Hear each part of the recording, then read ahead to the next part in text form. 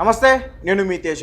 Gulf countries కి Iran చుక్కలు చూపిస్తుంది. ఎస్, మిడిల్ ఈస్ట్ కంట్రీస్ లో జరుగుతున్న ఇరాన్ అలాగే అమెరికా ఇజ్రాయెల్ ఈ వార్ లో సంబంధం లేకున్నా సరే తమ ఎంతో డెవలప్ చేసుకున్న ఇన్ఫ్రాస్ట్రక్చర్ కావచ్చు, లేకపోతే ఆయిల్ రిఫైనరీస్ కావచ్చు, ముఖ్యంగా డిసాలినేషన్ ప్లాంట్స్ కావచ్చు, ఇవన్నీ కూడా ధ్వంసం అవుతూ ఉన్నాయి. ముఖ్యంగా సౌదీ అరేబియా, దుబాయ్, కువైట్, బెహ్రాన్ ఈ ప్రాంతంలో గ్యాస్ సైట్స్ అలాగే ఆయిల్ రిఫైనరీస్ అన్ని కూడా అటాక్ అయ్యాయి.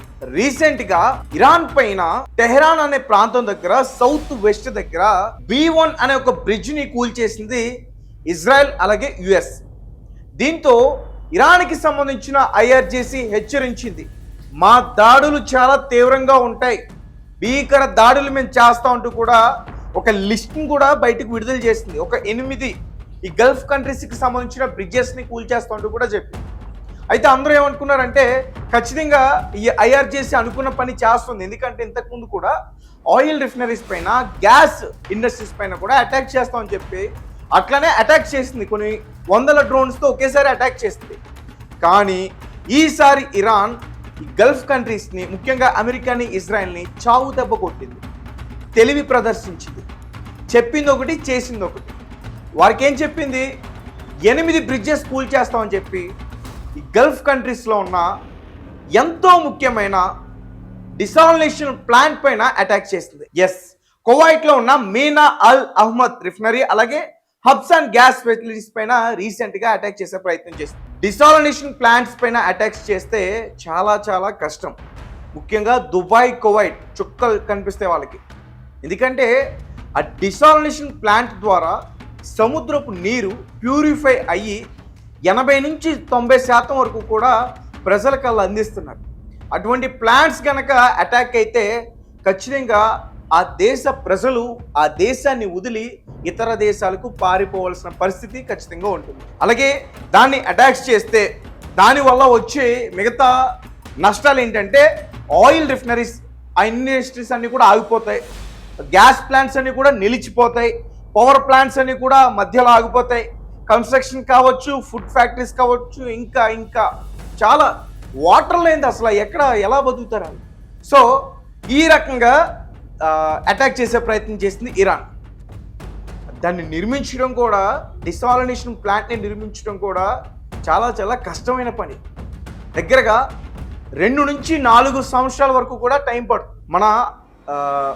మన ఇండియాలో కూడా ఉన్నాయి, ముఖ్యంగా విశాఖపట్నం అలాగే చెన్నై, ముంబైలో కూడా ఈ ప్లాంట్స్ ఉన్నాయి. అంటే వాటితో పోల్చుకుంటే ఈ ప్లాంట్స్ చాలా చిన్నవి. ముఖ్యంగా చెన్నైలో ఉందైతే పెద్ద ప్లాంట్. అక్కడ ఎక్కువగా చెన్నై మొత్తం కూడా సముద్రపు నీటిని ప్యూరిఫై చేసి అక్కడ ప్రజలకి ఇలానే అందిస్తున్నారు. సో మొత్తానికి డిసాలినేషన్ ప్లాంట్స్ని అయితే ఢీకొట్టే ప్రయత్నం చేసింది ఇరాన్, దెబ్బతీసింది. కొన్ని డ్రోన్స్, కొన్ని మిసైల్స్తో అటాక్స్ చేసే ప్రయత్నం చేసింది. ఒక పక్క హబ్స్ అండ్ గ్యాస్ ఫెసిలిటీస్ పైన అటాక్ చేసి మళ్ళీ మీనా అల్ అహ్మద్ రిఫైనరీ పైన కూడా అటాక్ చేసే ప్రయత్నం చేసింది. దీంతో ఖచ్చితంగా ఎడారి దేశాలుగా మళ్ళీ మారబోతున్నాయి దుబాయ్, కువైట్ ఇవన్నీ కూడా. ముఖ్యంగా దుబాయ్ వాళ్ళ అంతర్జాతీయ విశ్లేషకులు ఏం చెప్తున్నారంటే, ఇప్పుడు ఈ డిసాలినేషన్ ప్లాంట్స్ ఇప్పుడు అటాక్కి గురయ్యాయి కాబట్టి ఇంకా Saudi Arabia, Bahrain, Dubai, Kuwait అంటే వీటిలో 2 మాత్రం అటాక్కి గురయ్యాయి కాబట్టి మిగతా వాటిని కూడా అటాక్ చేస్తే వాళ్ళందరూ కూడా ఆ ప్రాంతాలని విడిచిపెట్టి ఇతర దేశాలకి వెళ్లాల్సిన పరిస్థితి ఉందంటూ కూడా చెప్తున్నారు. దుబాయ్లో అయితే ముఖ్యంగా UAE, దుబాయ్లో ఉన్నవారు కావచ్చు, అబుదాబీలో ఉన్నవారు కావచ్చు, దోహాలో ఉన్నవారు కావచ్చు, అలాగే కువైట్కి సంబంధించిన సిటీ వాళ్ళందరూ కూడా ఆ ప్రాంతాన్ని వదిలి ఖచ్చితంగా బయటకు రావాల్సిన పరిస్థితి. ఇది ఎందుకు నేను చెప్తున్నానంటే, రీసెంట్గా దుబాయ్ పైన ఇరాన్ భయంకరంగా దాడులు చేస్తుందంటే మాకు కొంతమంది కామెంట్స్ పెడుతున్నారు, మీరు దుబాయ్ పైన దాడులు చేస్తుందంటున్నారు, అక్కడ దుబాయ్లో మన భారతీయులు ఉన్నారు, మా కుటుంబ సభ్యులు ఉన్నారు, వారు బాగానే ఉన్నారు, వారికి ఏం కాదు అని చెప్తున్నారు. మరి ఒకసారి మీరు సెర్చ్ చేయండి, న్యూస్ ఛానల్స్ అన్నీ కూడా ఒకసారి తిరగేయండి, వెబ్సైట్లను చెక్ చేయండి. దుబాయ్ హెచ్చరిస్తుంది. రీసెంట్గా దుబాయ్లో జరిపిన దాడి వల్ల ఒక భారతీయుడు చనిపోయాడు, ఒక ఆయిల్ ట్యాంకర్ పైన అటాక్ చేయడం వల్ల ఒక భారతీయుడు చనిపోయారు, ఇతర థాయిలాండ్కి సంబంధించిన వారు కూడా చనిపోయారు, ఇలా చాలామంది చనిపోతున్నారు. రీసెంట్గా దుబాయ్ పైన అటాక్స్ ఈ రకంగా చేయడం వల్ల సుమారుగా 50 లక్షల మంది, అన్ని దేశాలు కలిపి, కేవలం ఇండియా కాదు, అన్ని దేశాలు కలిపి, ప్రపంచవ్యాప్తంగా ఉన్న దేశాలన్నీ కలిపి దుబాయ్లో ఎవరైతే కార్మికులు కావచ్చు, లేకపోతే పెద్ద పెద్ద బిజినెస్ మ్యాన్స్ కావచ్చు, అక్కడ పెట్టుబడులు పెడతారు చాలా మంది, అక్కడికి వెళ్ళి వాళ్ళందరూ కూడా ఆ దేశాన్ని వదిలి వచ్చేసారు. 50 లక్షల మంది తిరిగి వచ్చారు. దీనికి కారణం ఏంటంటే అక్కడ అన్ని వ్యవస్థలపైన ఇరాన్ గురిపెట్టి ఉంచింది, అటాక్స్ చేస్తూ ఉంది. అసలు ఎవరైనా నమ్ముతారా? 2048 ఒక డ్రోన్స్తో వార్ స్టార్ట్ అయిన దగ్గర నుంచి కూడా 2048 డ్రోన్స్తో అటాక్ చేసింది. అలాగే 20 క్రూయిజర్ మిసైల్స్తో అటాక్ చేసింది, 437 బాలిస్టిక్ మిసైల్స్తో అటాక్ చేసింది.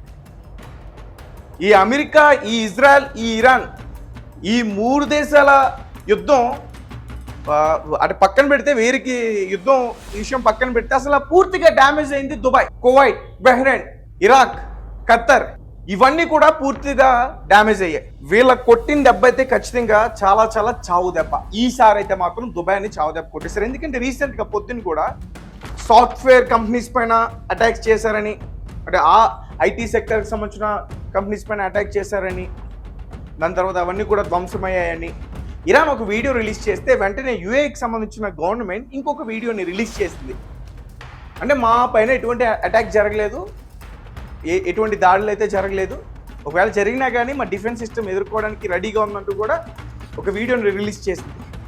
వాళ్ళు ఎప్పుడైతే పొద్దున్న రిలీజ్ చేశారో కొన్ని గంటల్లో, సుమారుగా 3-4 గంటల్లో ఈ డిసాలినేషన్ ప్లాంట్స్ పైన ఇప్పుడు అటాక్స్ చేశారు.